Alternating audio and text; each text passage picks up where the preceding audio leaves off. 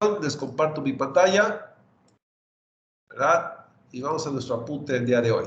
Entonces les decía, el día de hoy vamos a hablar de bombas axiales. Y bueno, aquí igual vamos a calcular el grado de reacción, ¿verdad? Que es el delta P del rotor sobre el delta P total.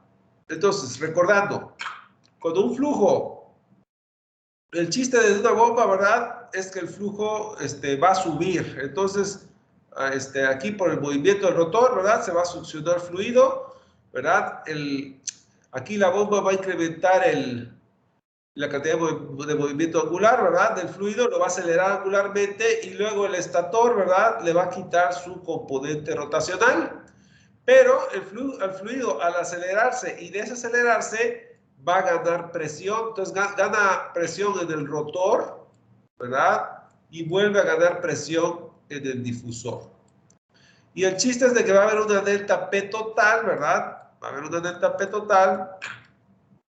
Y esta presión que tiene aquí ya va a impulsar el fluido para vencer ciertas alturas, ¿verdad? Entonces, ese es el chiste. Ahora, aquí yo le añado, ¿verdad? Presión al fluido y luego el difusor automáticamente le va a añadir el resto, ¿verdad? Simplemente al bajar la velocidad le va a seguir añadiendo presión. Entonces, aquí no es tan drástico, ¿verdad? Que todo ocurra en el rotor, ¿verdad? Simplemente porque el difusor va a seguir incrementando la presión. Entonces, eso por un lado. Pero de todos modos, un buen diseño, ¿verdad? Un buen diseño, si yo quiero tener un control de cuánto delta P le voy a meter al fluido, pues un buen diseño se va a encargar de que aquí ocurra la mayoría, ¿verdad? Que yo tenga cierto control sobre eso. Entonces, pero vamos a ver que en la práctica eso no resulta tan fácil. Vamos a ver por qué. Entonces, otra vez, uno supondría, ¿verdad? Que el delta P aquí debe ser mayor que el delta P del estator. Pero lo que vamos a ver en unos momentos más es que aquí nos conviene mitad y mitad, ¿verdad? Es decir, que aquí sea la mitad y aquí la otra mitad. Es lo idóneo, ¿verdad? Porque al fin y al cabo queremos presurizar en total y aquí se va a dar de manera automática. Entonces aquí simplemente nos conviene presurizar pues mitad y mitad. El difusor no se va a presurizar más que en el rotor, ¿sí? El rotor siempre va, ahí es donde se gasta la energía. Entonces aquí debería ocurrir la mayoría del delta P. Entonces, pero por cuestiones prácticas va a ser mitad y mitad. Es el mejor diseño por cuestiones prácticas. Entonces, en bombas axiales, uno va a querer un R de alrededor de 0.5, ¿verdad? Es decir, que la mitad del delta P ocurra en el rotor y que la otra mitad ocurra en el estator, por cuestiones prácticas. Les repito. Entonces, pero también ya vimos que delta P sobre ρ es aproximadamente igual a delta H, ¿verdad? Eso también ya lo vimos. Y entonces delta P del rotor sobre delta P total, que así se define el grado de reacción, esto es aproximadamente igual en líquidos a delta H del rotor sobre delta H total. Y ya el cambio de entalpías lo podemos relacionar con fórmulas de balance de energía, ¿verdad? Lo podemos relacionar a parámetros geométricos de los triángulos de velocidades. Entonces yo con leer los triángulos de velocidades al inicio y al final del rodete, de alguna manera yo puedo calcular el R y de ahí yo puedo saber si es un buen diseño o no, ¿verdad? En bombas vamos a querer un R alrededor de 0.5, ¿verdad? Esa es la estrategia. Bueno, entonces ese es el panorama, ¿verdad? A grandes rasgos. Vamos a hablar de los detalles. Entonces, de manera similar a turbinas, al tratar con líquidos, los cocientes en cambios de presión corresponden a cocientes en cambios de entalpía, ¿verdad? Entonces, cociente de delta P es aproximadamente igual a cocientes de delta H, ¿verdad? Ya vimos por qué en el caso anterior. Y esto lo que hace es que permite relacionar la geometría de los álabes con la transferencia de energía al rotor. Es decir, permite relacionar los parámetros geométricos de los triángulos de velocidades en la entrada y salida del rodete con el valor de R, ¿verdad? Entonces, gracias a esto, ¿verdad? Recordando que delta P sobre ρ es más o menos igual a delta H, ¿verdad? Más o menos igual en líquidos. Entonces, este cociente es aproximadamente igual a este cociente. Y esto ya me permite jugar con los triángulos de velocidades para determinar cuánto vale R. Ok. Ahora bien, el balance de masa en bombas axiales tiene el mismo planteamiento, ¿verdad?, que el de turbinas axiales. Si recuerdan, dijimos que cuando vimos turbinas axiales, dijimos que el caudal que entra aquí es el mismo caudal que sale por acá, y es el mismo caudal que sale del rotor y entra en el estator. Entonces, si nosotros vemos la componente axial de la velocidad, que es la que importa a la hora de calcular el caudal, si yo digo que el caudal se conserva, el caudal que entra perpendicularmente es igual al caudal que sale perpendicularmente en flujo permanente, es decir, en condiciones de operación, entonces significa que ambas velocidades axiales deben ser iguales, y también las del medio, ¿verdad? Todas las velocidades axiales son iguales. ¿Eso qué significa? Que la altura de los triángulos de velocidades en 1, en 2 y en 3 también son iguales, ¿verdad? Entonces el balance de masa en bombas axiales tiene el mismo planteamiento que en las turbinas axiales, por lo que se acepta que la componente axial Bx permanece constante. Dicho de otra manera, los triángulos de velocidades en 1, en 2, en la entrada y en la salida del rodete, así como en la salida del estator, todos los triángulos de velocidades tienen la misma altura, ¿verdad?, que corresponde a Bx. Entonces, si analizamos los triángulos de velocidades en el rotor de una bomba axial, es decir, lo que pasa aquí, si vemos los triángulos de velocidades en la entrada y en la salida, ¿verdad?, de los álabes del rodete, vamos a ver lo siguiente. Si está rotando hacia arriba, ¿verdad?, aquí, entonces yo aquí tengo una velocidad tangencial de rotación y aquí también, y va a ser la misma velocidad tangencial de rotación.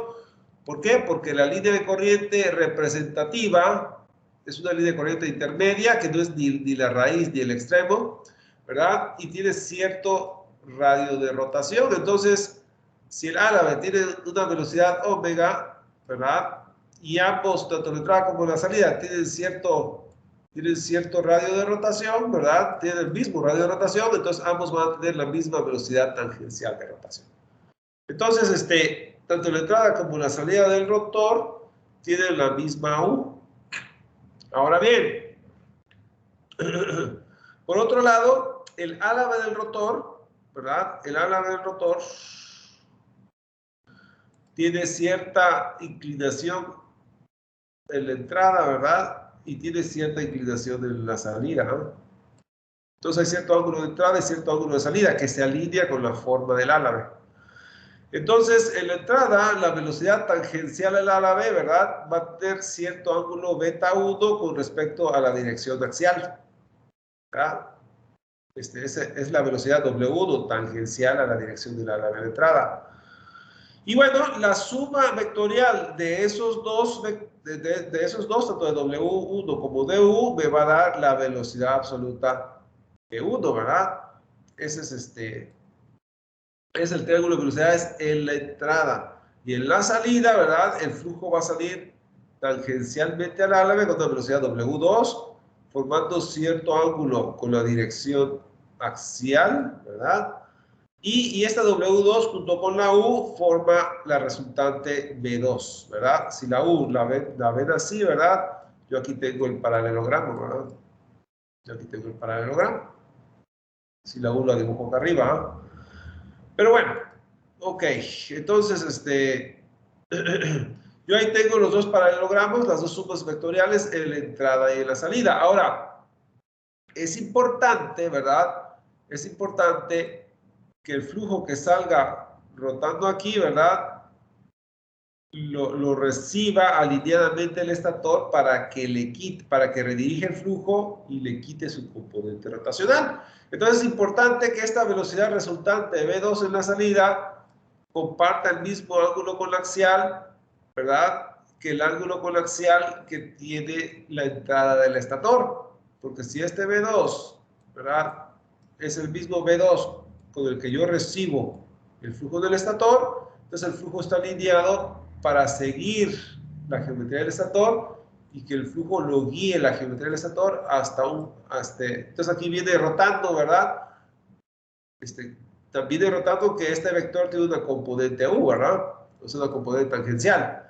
Pero lo cierto es que la resultante, ¿verdad? Va a tener cierta inclinación, y si el ángulo estator tiene esa inclinación, recibe alineadamente el flujo y lo redirige para quitarle esa componente tangencial. Si sale sin componente tangencial, significa que el árabe lo redirigió axialmente, ¿verdad? Entonces el chiste es de que el árabe reciba ese flujo rotacional que sale del rodete, para que el estator haga su trabajo, ¿verdad? Y le quite esa componente rotacional. Bueno, entonces, ¿cómo quedan los triángulos de velocidades aquí?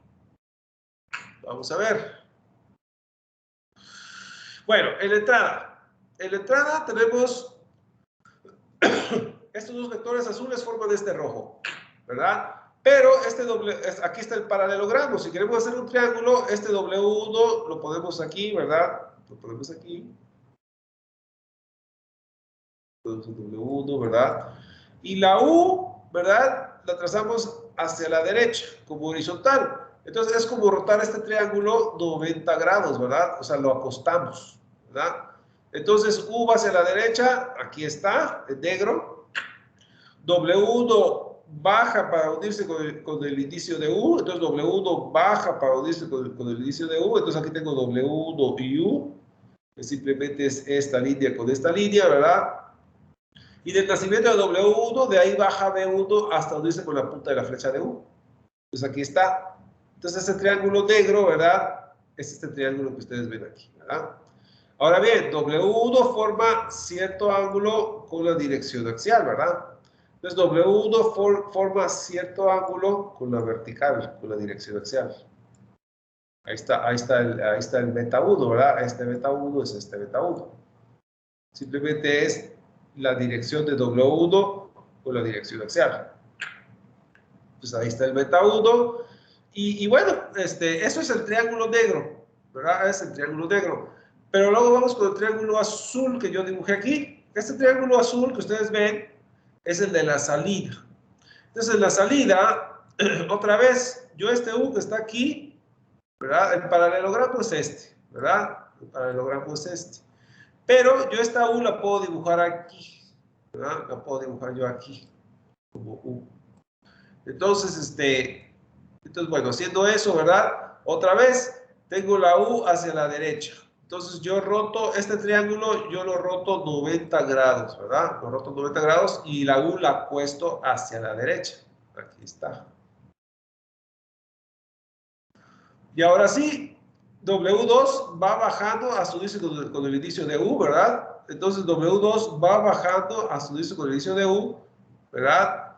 Y luego B2 nace del origen de W2 y se une con la punta de flecha de U. Entonces B2 nace del nacimiento de W2 y se une con la punta de flecha de U.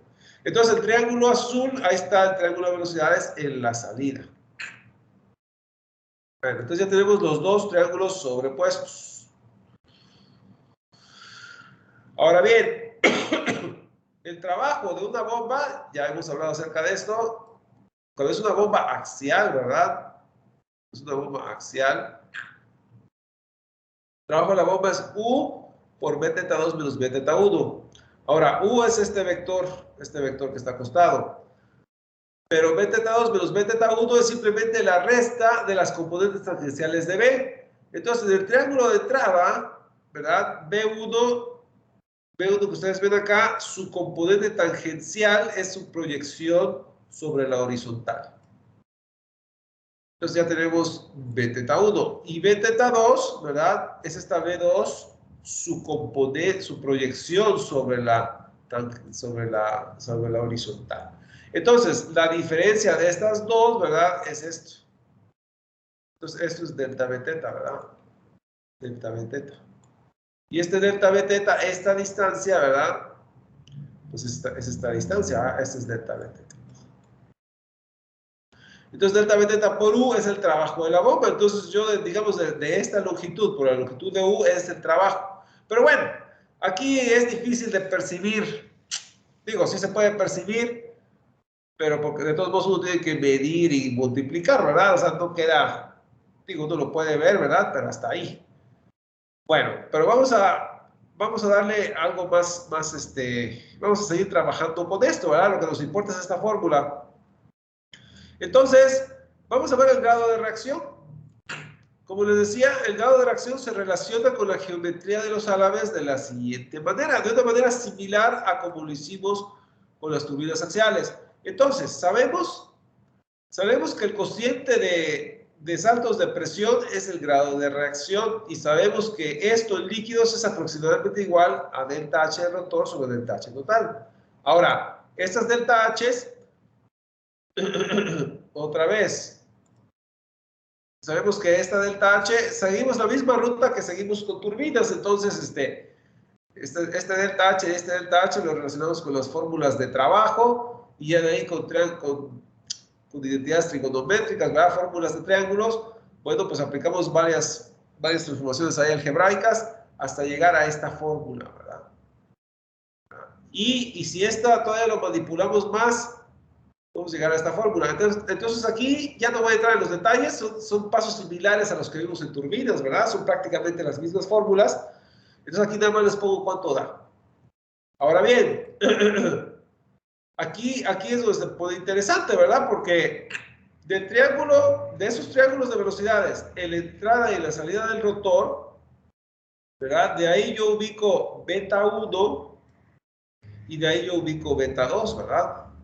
Beta 1 es el ángulo que forma la tangente al árabe en la entrada, ¿verdad? Aquí está. Y beta 2 es el ángulo que forma la tangente del árabe en la salida, ambas con la dirección axial, ¿verdad? Es decir, ambas con la perpendicular de los vectores W. Cada vector W tiene su propio beta, ¿verdad? Entonces, vemos que con la orientación del árabe en la entrada y en la salida, y vemos que si Bx es la componente vertical de los vectores B1 y B2, que ambos tienen la misma altura, ambos triángulos tienen la misma altura, es lo que dice el balance de masa, ¿verdad? Entre esas dos secciones y se conserva el caudal, ambos tienen la misma Bx, por tener la misma área, entonces ambos triángulos son iguales de altura, ¿verdad? Y también en la entrada y la salida es la misma U, ¿verdad? Entonces, pues es la misma U, es la misma Bx, y el árabe tiene cierta velocidad, tiene cierto ángulo en la entrada y cierto ángulo en la salida. Entonces, con los parámetros geométricos de los triángulos de velocidades en la entrada y la salida del rodete, yo puedo determinar R, ¿verdad? Donde R es el cociente de los saltos de presión, ¿verdad? ¿Cómo se compara el delta P que ocurre en el rotor con el delta P total?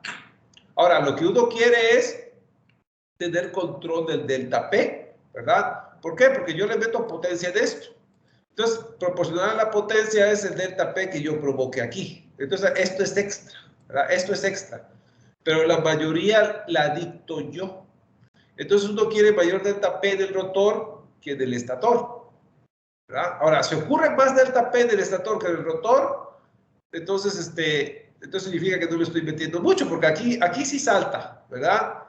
Pero es difícil que salte más que aquí. Ahora, si salta más que aquí es porque aquí no le estoy metiendo tanto, ¿verdad? Pero como vamos a ver en unos momentos más, ¿verdad? Aquí queremos un DR que se parezca más a mitad y mitad por cuestiones prácticas. Entonces, vamos a ver, ahora vamos a hablar de la segunda fórmula, ¿verdad? Vamos a hablar de la segunda fórmula. Así como hay una primera versión del R, hay una segunda versión. Y en esta segunda versión, relacionamos la tangente al árabe en la salida, ¿verdad? La tangente al árabe en la salida, el ángulo que forma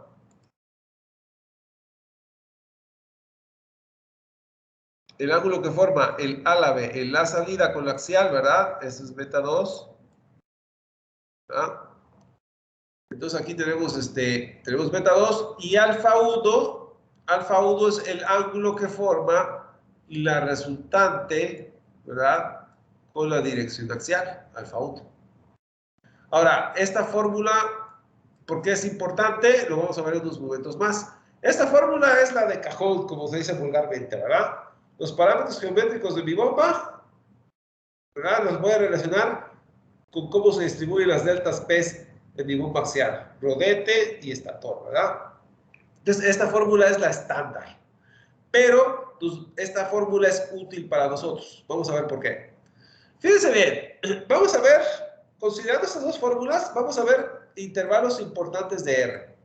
Por ejemplo, viendo la segunda fórmula, si alfa 1 es igual a beta 2, ¿verdad? Esto se va y me queda que R es igual a un medio, ¿verdad? Entonces, si R es igual a un medio, alfa 1 es igual a beta 2.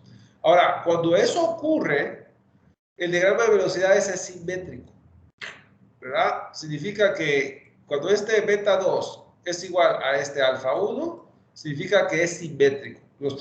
Este triángulo está cargado hacia la izquierda, lo mismo que este triángulo está cargado hacia la derecha, ¿verdad? O sea, este alfa 1 es igual a este beta 2, ¿verdad? O sea, este ángulo es este ángulo. Entonces, lo que se abre este para acá es lo que se abre este para acá. Entonces, si ambos ángulos son iguales, es simétrico ese par de triángulos, el arreglo de ese par de triángulos. Ahora, ¿eso qué significa? Punto 5 significa que es el mismo salto del estator y del rotor. Y eso significa algo deseable. ¿Por qué? Porque se reparte el gradiente de presión. Ahora, ¿por qué es importante eso? Fíjense bien, el chiste de un álave, todo el chiste de un álave, ¿por qué el árabe tiene esa forma especial? El árabe tiene, si se fijan en su forma, ¿verdad? Tiene una nariz redondeada, tiene un cambio muy gradual de la curvatura arriba y abajo, ¿verdad? Y siempre termina con cierto filo en la parte de atrás, ¿verdad? Todos los árabes tienen más o menos esa forma. Ahora, ¿por qué? Bueno, porque quiero consentir al flujo para que siga mi forma, ¿verdad? Quiero consentir al flujo para que siga mi forma. Si yo consiento al flujo para que siga mi forma, yo hago que el flujo vaya hacia donde yo quiero de una forma ordenada, ¿verdad? Y si va de una forma ordenada, significa que los vectores de velocidad que yo estoy describiendo aquí, ¿verdad? Que tanto el vector velocidad tangente al árabe como la resultante van a describir lo que yo estoy diciendo, porque el flujo está siguiendo mi contorno.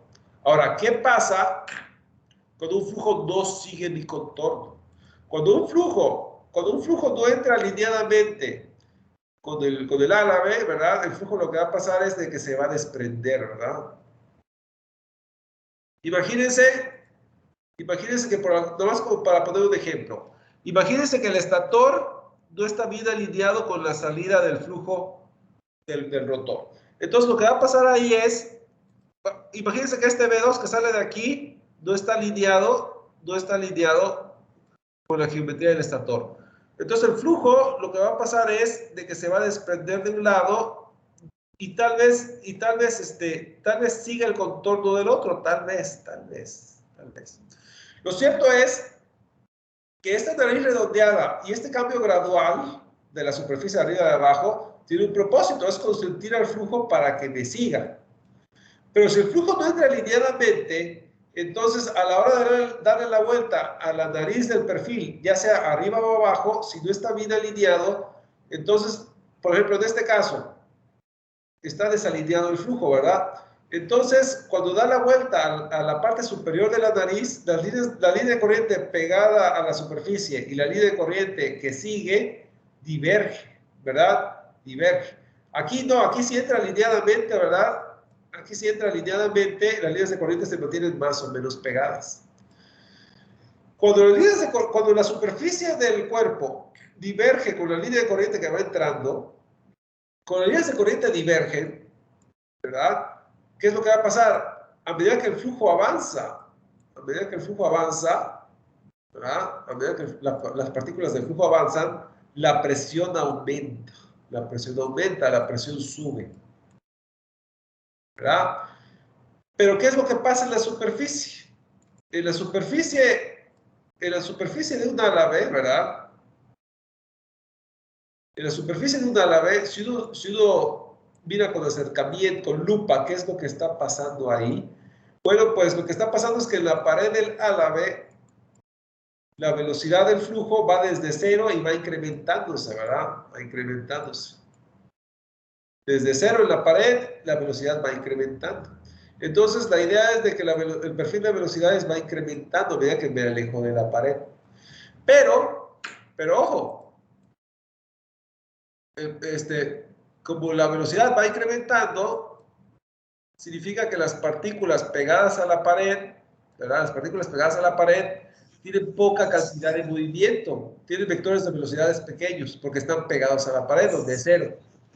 Entonces, si uno se encuentra con zonas de alta presión, ¿alguien tiene encendido el micrófono? ¿Lo apagan, por favor?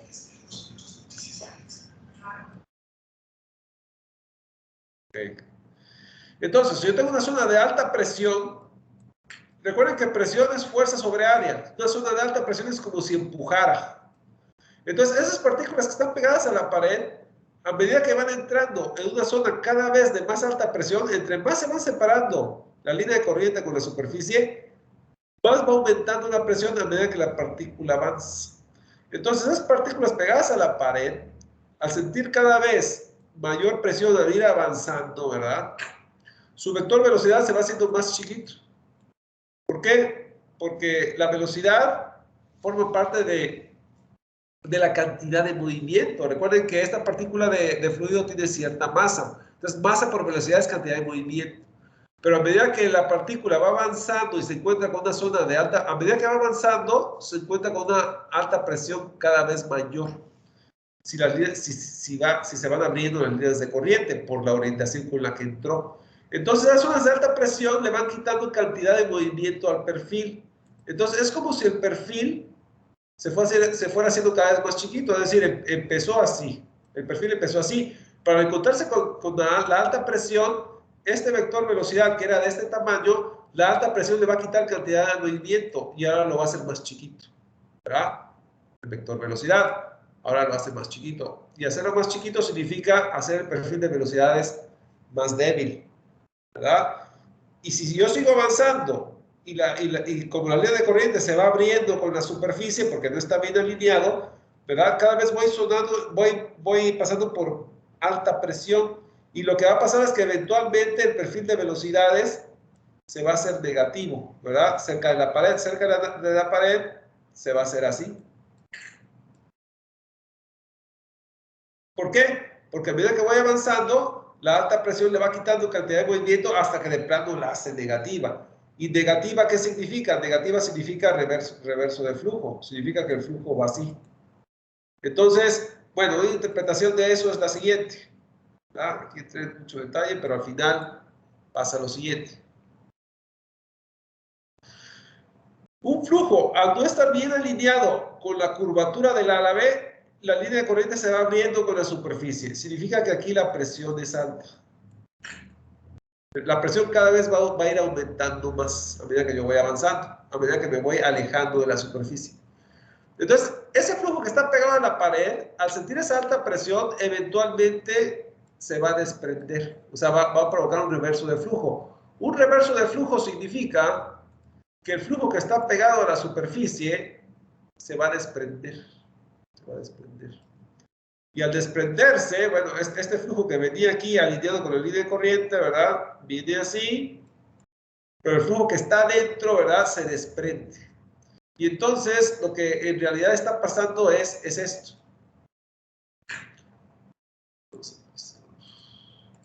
Entonces un flujo al no estar bien alineado, lo que va a pasar es que el flujo se va a desprender.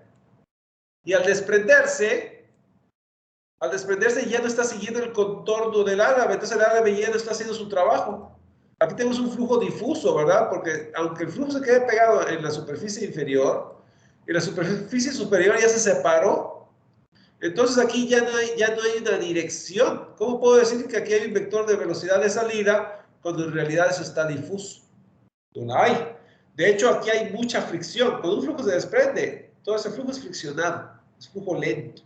Entonces ya la velocidad ya no tiene la dirección que yo estoy diciendo y mucho menos tiene la magnitud, ¿verdad? ¿Por qué? Porque aquí el flujo se fue frenando con la fricción. Entonces, moraleja, Moraleja, cuando un flujo no está alineado con un álave, el álave no está dirigiendo el flujo a donde yo digo que está yendo. Es decir, esta W ya no es cierto, porque el flujo ya no está siguiendo el álave. Y si el W no es cierto, el B no es cierto. Y si el W y el B no es cierto, entonces el triángulo de velocidades no me sirve para nada. No me está describiendo lo que está pasando. Entonces el triángulo de velocidades solamente es una herramienta útil cuando el flujo se alinea con los álabes. Si el flujo no está alineado con los álabes, el triángulo de velocidades no me sirve para nada, no me está describiendo lo que está pasando en la realidad. Entonces, por eso es importante que el flujo, por eso es importante que la velocidad absoluta, ¿verdad?, del flujo que sale del rotor debe de coincidir con la dirección de entrada al estator, ¿verdad? Porque si no, entonces el triángulo de velocidades del estator no me sirve para nada. Ahora bien, estamos hablando del rotor ahorita. Ahorita estoy hablando del estator para ilustrar el punto, ¿verdad? Es decir, cuando un flujo no está alineado, ¿qué es lo que ocurre? Ocurren zonas de alta presión, ¿verdad? Es decir, la presión va aumentando a medida que voy avanzando. Y eso desprende el flujo y eso hace que las velocidades no sean representativas, los vectores no sean representativos de lo que está pasando. Ahora vamos a regresar, aquí es fácil verlo. Vamos a regresar al rotor. En un rotor, yo acelero un flujo. Y al acelerarlo, adivinen qué, estoy presurizando el flujo, estoy subiendo su presión, ¿verdad? Entonces, a mí no me conviene que en una bomba el rotor presurice mucho el flujo. No me conviene.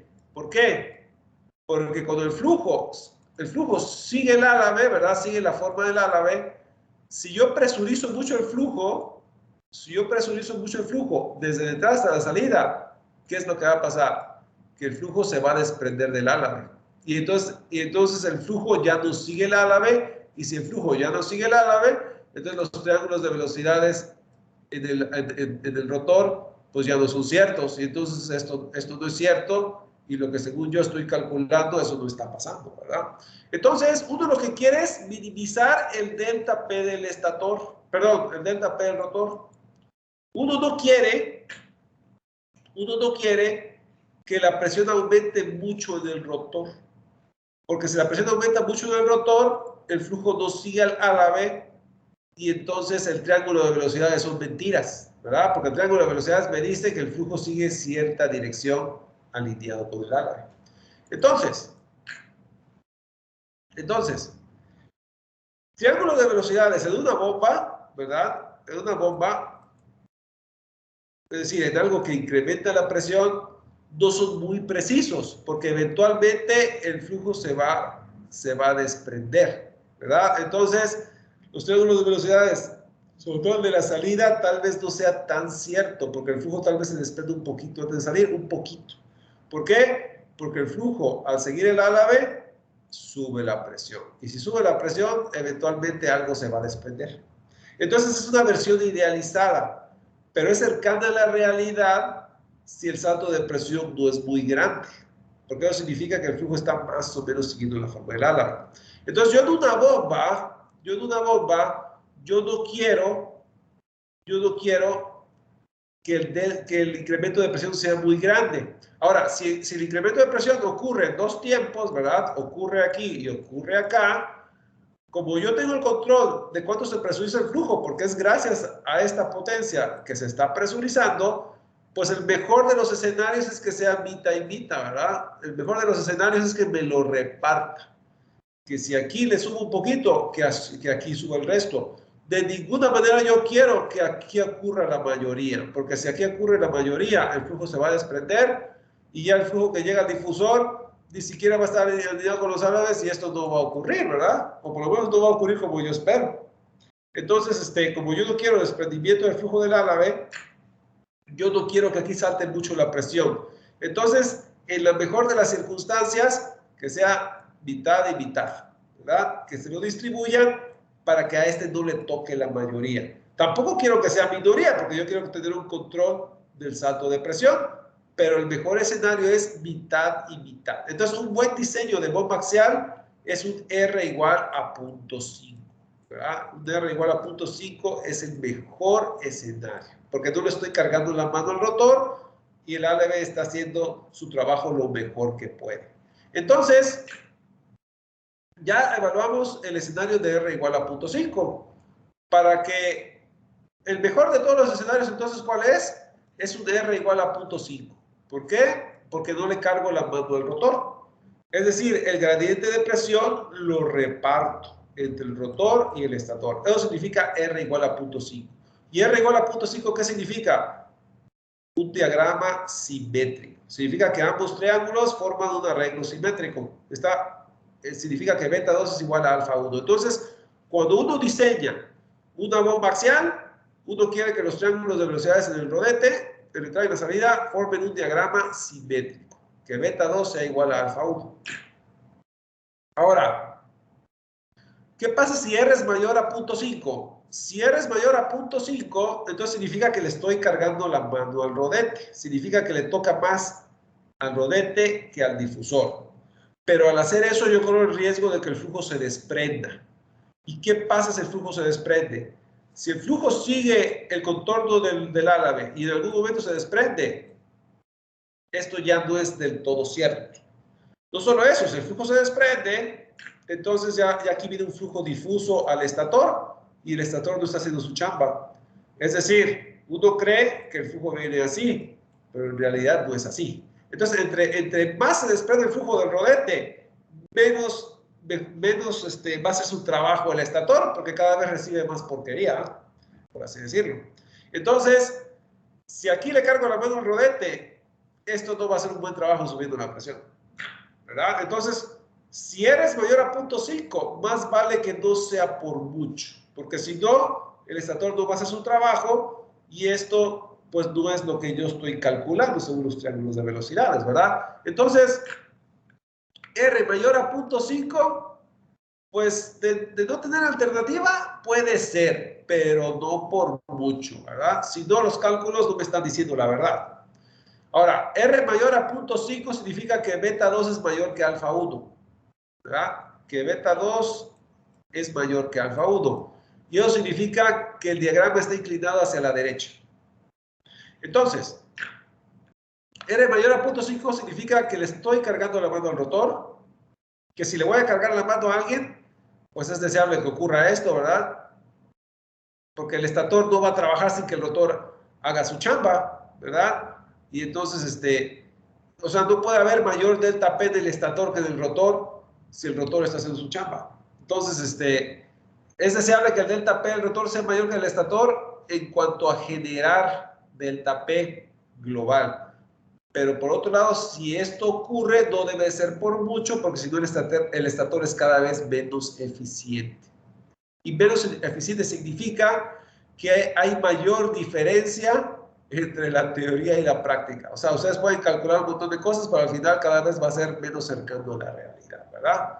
Entonces, si ustedes quieren cálculos que representen realmente lo que está pasando, R igual a 0.5 es la mejor opción. Y R mayor a 0.5, no por mucho, por favor, ¿verdad? Entonces, si delta P del rotor es mayor que delta P del estator, significa que el flujo se presuriza más en el rotor. Significa que los triángulos de velocidades son cada vez menos útiles, cada vez representan menos la realidad. Entonces, ¿deseable? ¿Quién sabe? Depende. Eso ya lo dirán las mediciones, ¿verdad? Pero uno lo que quiere es un triángulo simétrico, y si no es simétrico, ok, que esté un poquito cargado hacia la derecha, pero un poquito nada más, ¿verdad? Fuera de ahí, cargado a la izquierda o cargado mucho a la derecha, no sirve, ¿verdad? Un buen diseño es un triángulos simétricos o si acaso un poquito cargado a la derecha, ¿verdad? Entonces esa es la moraleja de la clase de hoy. Y si R está cargado a la izquierda, significa que R es menor a 0.5, significa que ahora hay más delta P en el estator que en el rotor, ¿verdad? Y bueno, aquí puse indeseable, pero la verdad es que no es un buen diseño porque ustedes no están controlando el delta P. Para que ustedes controlen el delta P, pues este es el que tiene que estar mandando, ¿verdad? Entonces, si se genera más acá, es porque ustedes no están controlando el delta P, ¿verdad? Entonces, pues ustedes no quieren esto en el diseño. Ustedes no quieren un diagrama cargado a la izquierda. Ustedes quieren un diagrama simétrico o ligeramente cargado a la derecha, ¿verdad? Eso es lo que ustedes quieren. Y bueno, pues esa es la clase de hoy. Entonces, al final nos quedamos con dos fórmulas, ¿verdad? Nos quedamos con la fórmula, la principal, que es la geometría del árabe, que dice cuánto vale R. Y uno quiere un R simétrico, ¿verdad? Y luego tenemos esta otra, ¿verdad? Que bueno, realmente esta fórmula es la que me dice si es simétrico, ¿verdad? Porque compara beta 2 con alfa 1, ¿verdad? Esa es la fórmula que me dice si es simétrico o no. Esta fórmula me relaciona la geometría de los árabes con R, ¿verdad? Entonces, son las dos versiones de las fórmulas de R. Entonces, en la clase del lunes vamos a ver ya un ejercicio, ¿verdad? Donde nos va a servir de repaso. En la clase de lunes vamos a ver un ejercicio, ¿verdad? De un ventilador axial, ¿verdad? Y bueno, ahí nos va a servir de repaso para utilizar las ecuaciones de balance. Con balance de momento angular puedo calcular estas cosas. Con un balance de energía podemos calcular esto, ¿verdad? Y el grado de reacción ya lo podemos calcular con las fórmulas que vimos hoy, ¿verdad? Entonces, hoy y la clase anterior. Entonces, la próxima clase vamos a hacer un ejercicio que nos va a servir de repaso de ecuaciones de balance, de triángulos de velocidades, ya con el tema de hoy, ¿verdad? Pero esa ya será la próxima clase. Entonces, por hoy aquí lo vamos a dejar. Es el apunte 1.8, me parece. Entonces, vamos aquí a archivos, materiales de clase. Es el 1.8 ya lo tenemos, ¿verdad? Es el 1.9, entonces. Es grado de reacción, turbinas axiales. Entonces, vamos con el 1.9. Ok, entonces vamos a subirlo. Ya el 1.9b es el ejercicio, eso lo hacemos el lunes. Ok, entonces nada más, checamos de que todo esté bien. Entonces, moraleja de hoy, triángulos simétricos, si acaso ligeramente cargado a la derecha. Y las fórmulas, ¿verdad? Ok, eso es todo, ¿no? Ok, bueno, entonces, antes de despedirme, ¿alguna pregunta o comentario? Yo, profe. Dime. Perdone por el ruido. Bueno, ve que en las turbinas axiales había dicho que el R tenía que ser lo más recomendado, lo más cerca del 1. Sí es. Supongo que no pasa ese problema de los álabes que comentó. Ah, no, de hecho, ahí pasa lo contrario. Fíjate bien, aquí te hago un dibujito, ¿verdad? Aquí te hago un dibujito. Entonces, haciendo el ejemplo con el estator, ¿verdad? El hecho de que las líneas de corriente se abran significa que aumenta la presión, ¿verdad? Y si aumenta la presión, se desprende el flujo y ya se perdió el vector V3 está de adorno, ¿verdad? No está describiendo nada. Pero bueno, es porque la presión sube. Pero acuérdate que en turbinas la presión baja, ¿verdad? Entonces en turbinas, ¿qué es lo que pasa? En turbinas, cuando el flujo entrega su momento angular a la turbina, ¿verdad? La presión baja. Y la presión baja es lo contrario a presión sube. Si la presión sube, hace que el flujo se desprenda, ¿verdad? Presión baja hace que el flujo se pegue más a la superficie, ¿verdad? Se pegue más a la superficie. Ahora, no hay que abusar, ¿verdad? Si estamos hablando de una turbina, ¿verdad? En las turbinas pasa lo contrario a bombas. En bombas, la salida del rodete debe de coincidir con la entrada al estator. Pero en turbinas, ¿verdad? Este es el 1.7, me parece. No, 1.8. Vamos a ver. En turbinas pasa lo contrario. Puede ser lo más grande. Ahí la entrada del rodete es la que debe de coincidir con la salida del estator. Entonces, debe estar alineado, ¿verdad? Esta salida debe estar alineado con la resultante de la entrada, ¿verdad? Esas dos, para que el rodete absorba el flujo que viene del estator. Ahora, aquí la presión baja. Entonces, si no está perfectamente alineado, digamos que no está perfectamente alineado, entonces aquí la línea de corriente, pues tal vez se separa un poquito, pero no por mucho. Pero como la presión va a ir bajando, eso ayuda a que se mantenga más o menos pegado, ¿verdad? Ayuda a que se mantenga más o menos pegado. ¿Por qué? Porque la presión baja, ¿verdad? Entonces, la presión baja significa que ayuda a que el flujo se quede pegado. Ahora, eso siempre y cuando haya poquita diferencia en la falta de alineación. ¿Por qué? Porque si no está, si la diferencia es mucha, si esto se abre mucho, aunque esto baje la presión, no va a bajar tanto para ayudarlo a que se pegue. De todos modos, aquí al inicio, vamos a verlo así. Si no está bien alineado, si la diferencia es mucha, aquí la línea de corriente se abre mucho. Y si bien la presión aquí está bajando, pues empieza a bajar de manera gradual.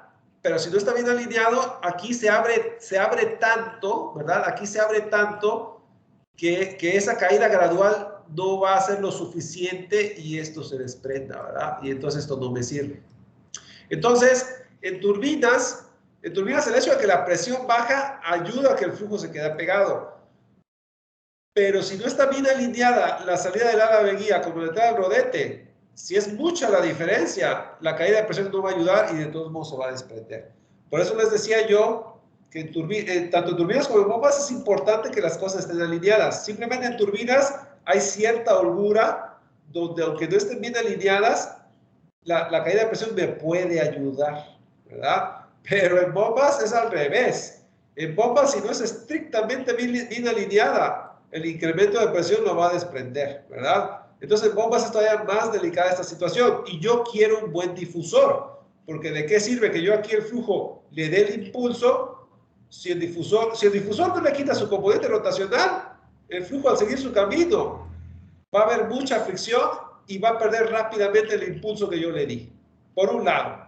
Pero por otro lado, si el flujo que sale del rodete ya viene desprendido, aquí en lugar de subir la presión va a bajar. Entonces, todo lo que yo gasté en subir la presión, aquí va a bajar. ¿Por qué? Porque es flujo friccionado. Y el estator no va a hacer su chamba de enfocarlo, ¿verdad? Y simplemente va a ser un flujo difuso que ya fue frenado porque se desprendió. Entonces, es importante que aquí, en bombas, el salto de presión no sea mucho, ¿verdad? En bombas, el salto de presión no sea mucho porque el flujo se desprenda y el estator ya no va a poder hacer su chamba. Por eso es que en bombas debe ser estrictamente 0.5 o ligeramente mayor, ¿verdad? Pero bueno, ahí está la diferencia entre turbinas y bombas. En turbinas la caída de presión ayuda un poquito a que se quede pegado. En bombas es todo lo contrario. Tiene que estar bien alineado, ¿verdad? Los triángulos de velocidades, las orientaciones de los álabes con los flujos, porque si no, esa subida de presión echa todo a perder. ¿Ok? Gracias, profe. Sí, perfecto. Ok, entonces, bueno, pues ya el lunes continuamos con esto, ¿verdad? Con un ejercicio que sirva de repaso de todo. Entonces, dejo de grabar.